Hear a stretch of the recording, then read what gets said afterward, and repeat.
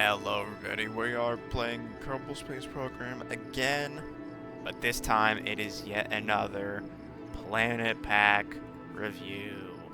This one is a bit new because it came out just now. More so like a week ago, but still fairly recent.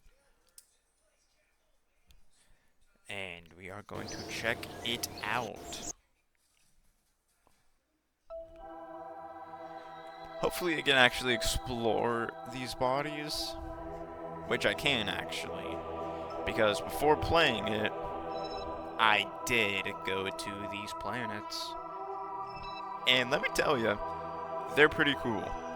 Like firstly, look at this proto-disc ring. It is cool. And here is the star itself. Deb is a G-type main sequence star, slightly dimmer and smaller than Kerbal, but it is the closest star to Kerbal because with this planet pack, it's the only, for now, because 1.1, they are adding yet another star system. I cannot talk. Yeah, protoplanetary disk. Should not be directly looked at. Yeah, I don't think it's that smart to just... I'm gonna look at the sun. How hard is that gonna be though because of the disc?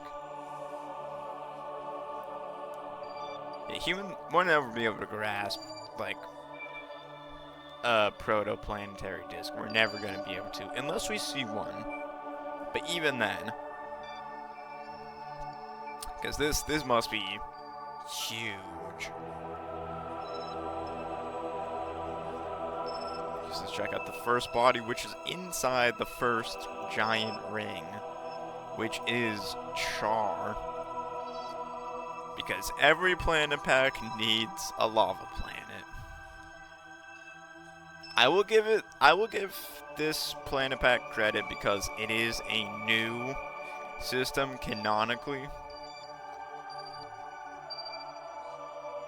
But yeah, it's being world of pure eye. Oh, America time. Depths intensity. It is the youngest planet in the system and has formed from materials inside Deb's planetary disk. On its discovery, road signature manufacturers rejoiced as they believed they found a gold mine for glow-in-the-dark planet paint. What? They were soon dismayed when someone explained that Char's distant glow is due to molten iron. You know what? That's still a gold mine. It's technically an iron mine. But do you use gold for rockets? No. You usually use like... SpaceX uses stainless steel, but... I'm sure other companies use stainless steel.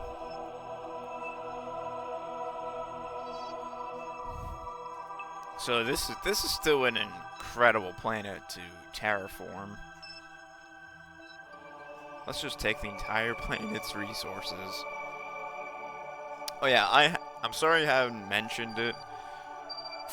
This is the Promised Worlds pack that adds worlds that were supposed to be added in KSV2, but we all know how that went. So here we are now. And all of these were going to be real because Dev data mined it, the game, and they found what was going to be inside. The next planet is Elvin, which is, it looks like Mars, just grayer and browner. Both rings, like, holy crap, those are well-defined rings. There's no moons either. With a choked atmosphere that eats spacecraft for breakfast, a shattered surface with few places to land, and a fierce gravitational pull that threatens to crush the bones of any Kerbals.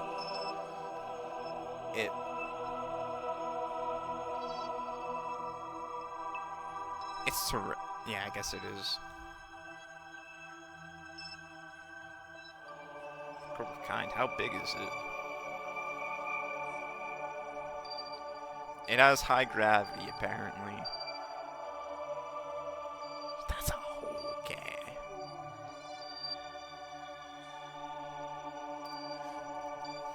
There better be some good science going here. Next, though, is this planet's flagship, which was all over KSB2 when thinking about the interstellar planets. The first one you might think of would be this one, Gurdamma. Or Gurdamma. I don't know. Someone tell me in the comments down below. In the description! Kerbal Kind's first stop on the way to the Deb system. Gurdamma offers a glimpse at what Kerbin could have looked like during the Cadion era 4 billion years ago. Interesting. It has an active shifting surface which is pockmarked all over, many craters of all shapes and sizes, hinting at major cosmic events in the recent past. There are also vast ocean waters just like Kerbin, but its atmosphere is toxic with little oxygen present. It owns a beautiful ring system where its largest moon is currently forming, known as Donk. So yeah, this is probably like Earth in a sense. Look how close Donk is orbiting in its size. So you can like, oh, it has an atmosphere. Wow. Yeah, these giant lava craters. You can make the assumption, Donk, it came probably from this disk, but it was like, yeah, I'll say roughly an oven-sized object. How big is this?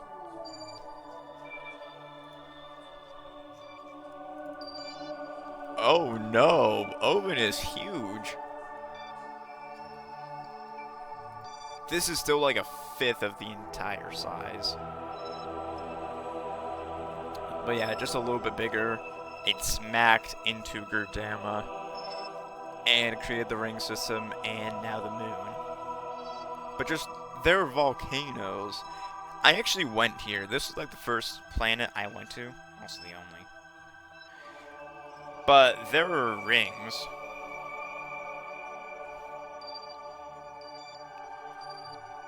Like they're volcanoes. It was so cool. But it's technically not the only moon. Because we have Gup. It's just a tiny disk. Yeah, it's probably just... okay. It's probably just debris. It's tiny. It's only 8 kilometers. Would it still end all life on Gurdamma if it hit? Absolutely. Let us go to the next planet. Yes, planet. It has no moons. But it looks very interesting. Let's see. Dark red oceans. Wow. Has some habitable features like an oxygen-rich atmosphere. Such a young age, too. So if you go to the equator, there might be life there. Also a decently high atmosphere. Especially for its small size, too, though. Go to this planet for fun. It's cool. But also, the other one that I debated was this planet, Glumo. I debated if this was also the flagship. Because, yeah, it really was just Gurdamma and Gloomo. Because it's pretty much a Saturn-looking planet. No hexagon storms, though. That's sad. Can't always get what you want. But the coolest part about this planet pack probably is that every single planet does have volumetrics. Volumetric clouds.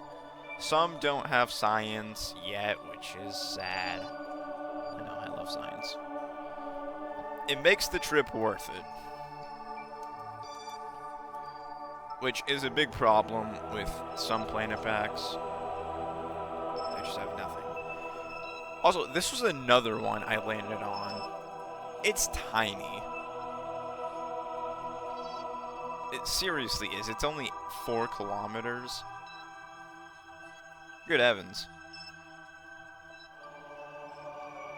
But yeah, it had to have been from getting a bunch of debris from the rings. But there were... See, look at this gap right here. I feel like there should be like a bigger moon. Maybe there is, because the next one is Shauna. It's a walnut moon. Walnut moons are not the official term. I am not licensed at all. I should call it that because it looks like a walnut. I'm sure that a lot of people do use the term for when moons look like this. I'm sure.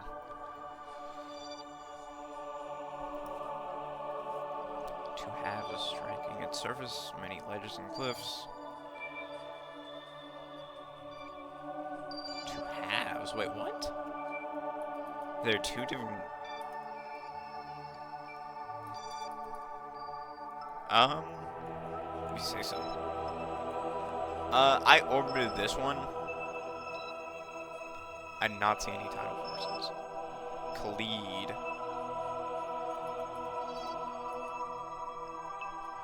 This reminds me of, like, the place in the Imagine Dragons. There is no info, so it just kind of exists. It's as big as Lapat, too.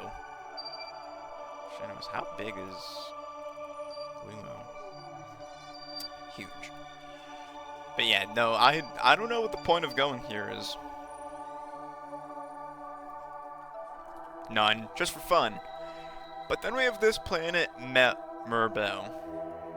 And as you can see, it has an atmosphere. It looks like it has water. Yes, it has blue skies, stunning views, and an ocean. Ooh, but it's full of toxic copper sulfate. And there's not enough oxygen in the air to breathe. But that means there is oxygen in general. Yes, it moves outward. Snatching force. So was this like a... Yeah, I mean, look how odd its orbit is. So they're saying this used to be a planet that got snatched. He really just stole them. So it's a little big. Dairos is next. And it is larger body because it has a submoon that's also huge compared to you.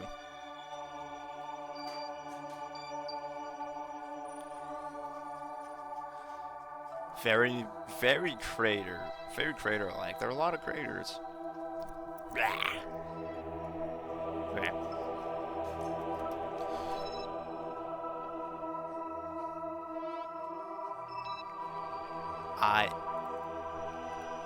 Axod is another gas giant. It might be an ice giant, actually. The bluest object ever. That's gotta be a lie. This is not even that blue. Guys, Erlem exists. I have the volumetric, so it looks bluer. This is...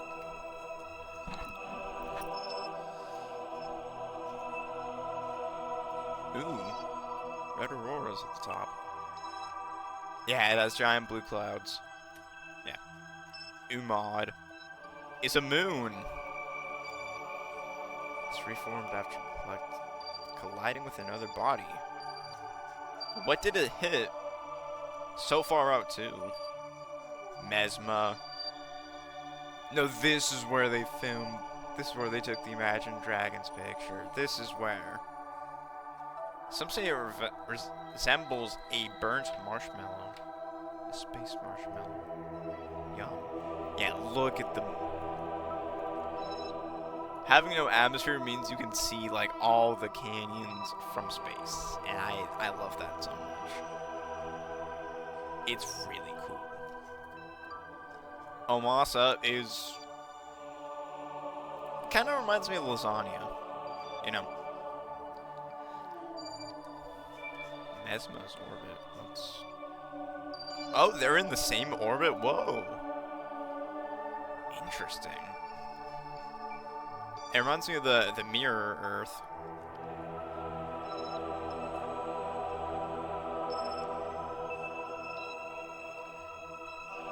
The mirror Earth, that's actually really cool. They're about the same size too.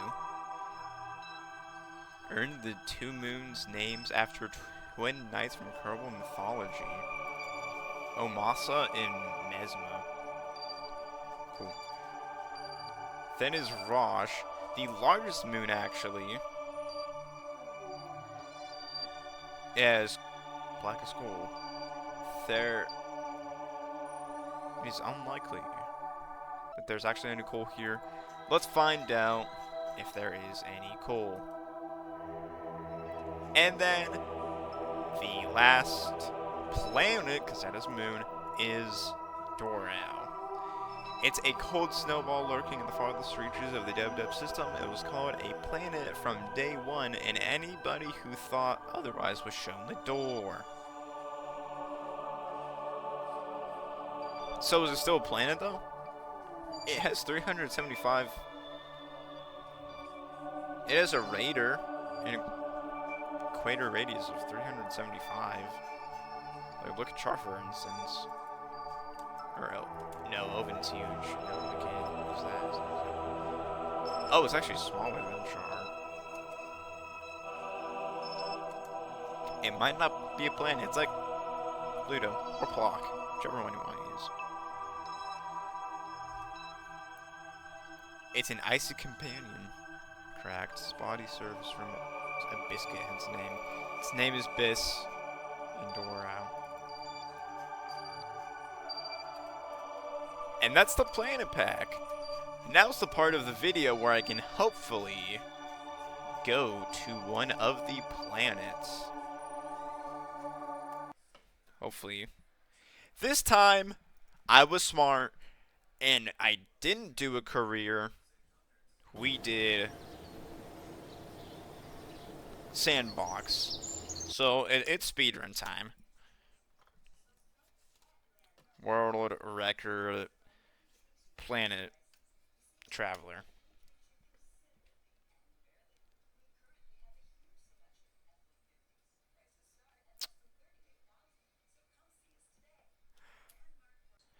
Continuing the curse, my game crashed, but I had managed to film footage of the planets, but the footage is black, so we're gonna have to do a take two.